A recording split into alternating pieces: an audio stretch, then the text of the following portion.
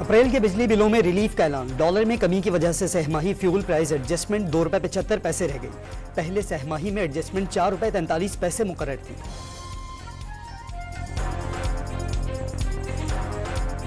ईद के दूसरे रोज भी मुल्क भर के तफरीही मुकामात पर शहरियों के डेरे, मौज मस्ती और हल्ला गुल्ला जारी। बच्चों की तो मौजें हो गईं, झूलों खिलौनों और खानों पर ईदी उड़ाने में मगन। मुजफ्फरगढ़ में शौहर ने घरेलू झगड़े पर बीवी और 7 बच्चों को कत्ल कर दिया। मुलजिम गिरफ्तार। वज़ीर आला पंजाब मरियम नवाज की मुलजिम को कैफरे किरदार तक पहुंचाने की हिदायत।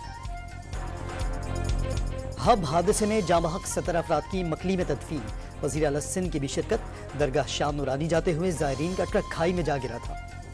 कराची के इलाके मैमार में शहरियों के तशद्दुद से मुबैना डाकू हलाक। साइड सुपर हाईवे थाने की हुदूद में जख्मी डाकू पर फायरिंग करने वाले शहरी को पुलिस ने हिरासत में ले लिया। सिंध में SHOs की तब्दीली पर वज़ीर आला निगरान हुकूमत पर बरस पड़े। फैसले को खराब अमन की वजह करार दे दिया। कराची में स्ट्रीट क्राइम पर जल्द काबू पाने का दावा। कराची के इलाके औरंगी में रेंजर्स की दौरान चेकिंग कार्रवाई। बच्चों के अगवा में मुलव्विस मुलजिम गिरफ्तार।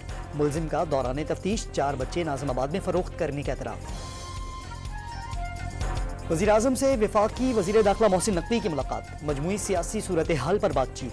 शहबाज शरीफ ने मुल्क में अमन व अमान की सूरत हाल तसल्ली बख्श करार दे दी। लकी मरवत में 24 घंटों के दौरान इंडस हाईवे पर ट्रैफिक हादसात, 8 अफराद जामहक और 25 जख्मी हो गए। इसराइल ने गजा में हमास सरबराह इस्माइल हानिया के 3 बेटे और 4 पोते शहीद कर दिए। 24 घंटों में मजीद 63 फलस्तीनी शहीद। 188 रोज में शहादतें 33,482 हो गईं। और पाकिस्तान टीम के senior wicketkeeper batsman Mohammad Rizwan को नायब कप्तान बनाए जाने का इम्कान। सिलेक्टर्स का शादाब खान के नाम पर भी गौर।